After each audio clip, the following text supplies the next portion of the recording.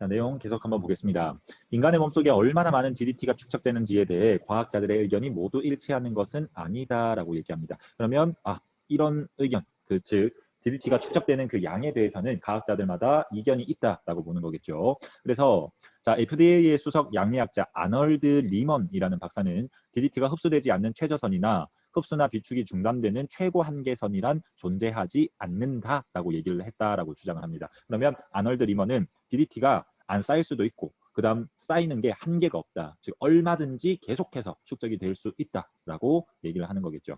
자, 이와 반대로 미국 공중위생국의 웨일랜드 헤이스라는 이 박사는 개인에 따라 DDT의 포화점이 있기 때문에 그 양을 초과하는 DDT는 몸 밖으로 배출된다라고 주장을 한다라고 얘기를 합니다. 이 말은 웨일랜드 헤이스는 어느 정도 이렇게 꽉 차게 되면 이건 더 이상 쌓이지 않고 이제 밖으로 배출된다. 그러니까 한계가 있다라고 보는 거겠죠. 그래서 이 두 과학자의 어떤 상반된 의견들이 지금 나타나고 있다라는 것도 확인하시고요.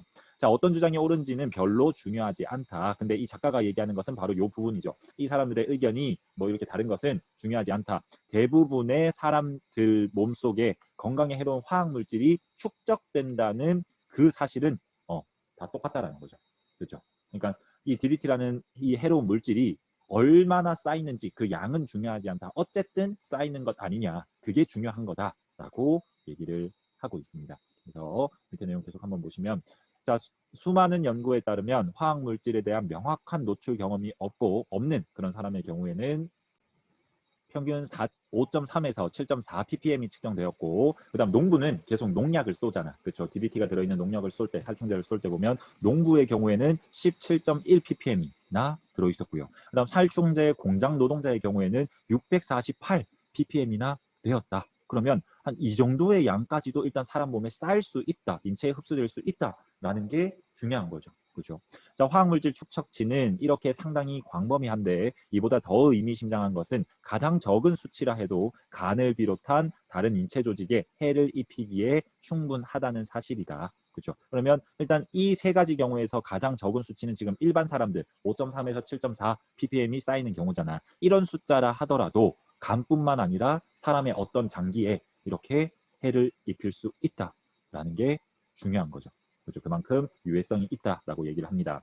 자, DDT 또는 다른 살충제와 관련해서 가장 큰 문제는 먹이 사슬을 통해서 다른 생물체로 계속해서 연결된다는 게 중요하다라는 겁니다. 이 말은 내가 그냥 먹었다고 해서 내 몸에서 끝나는 게 아니라 나로 인해서 또 다른 사람에게 이렇게 전달될 수도 있다는 거죠. 먹이 사슬과 관련해서 거기에 대한 예시가 지금 나오게 될 겁니다. 그러면 이 글에서는 또 예시의 방법도 사용하고 있구나. 라는 것도 이렇게 확인할 수 있겠습니다.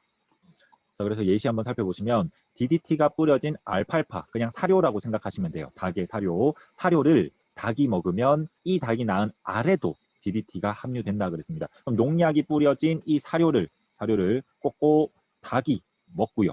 그렇죠? 이 닭이 쪼아 먹고 그럼 이 닭이 다시 알을 낳잖아. 그럼 이 알에도 뭐가 쌓여 있다? DDT가 포함되어져 있다라는 거죠. 그렇죠. 그다음 7에서 8 ppm의 화학물질이 들어있는 건초를 여물로 먹은 소에서 짜낸 우유에도 3 ppm 정도의 DDT가 들어있다. 그러면 역시나 이 사료에 들은 그 소가 이 사료를 먹고 소가 아니라 개처럼 보이는데 어쨌든 이 소가 사료를 먹고 이 소에서 우유를 만들어내게 되면 이 우유에도 이 DDT가 들어있더라. 그렇죠. 근데 이 우유를 농축해서 만든 버터에는 훨씬 더 많은 DDT가 포함되어져 있더라라는 거죠. 그렇죠. 그 이유는 우리가 한번 추론해 보면 DDT가 지방을 만나게 되면 증폭한다 그랬죠. 양이 증폭해지고 심지어 독성까지 생긴다라고 했습니다. 그렇죠. 그러면 우유에서 거기에서 지방을 이렇게 녹여내서 만든 게 버터잖아. 그렇죠. 그러다 보니까 얘가 한 가정에서 뭐 한 3 ppm 정도였다면 이걸 이용해서 만든 이 버터는 완전 몇 배, 한 20배가 넘는 그걸로 만들어진다라는 거죠.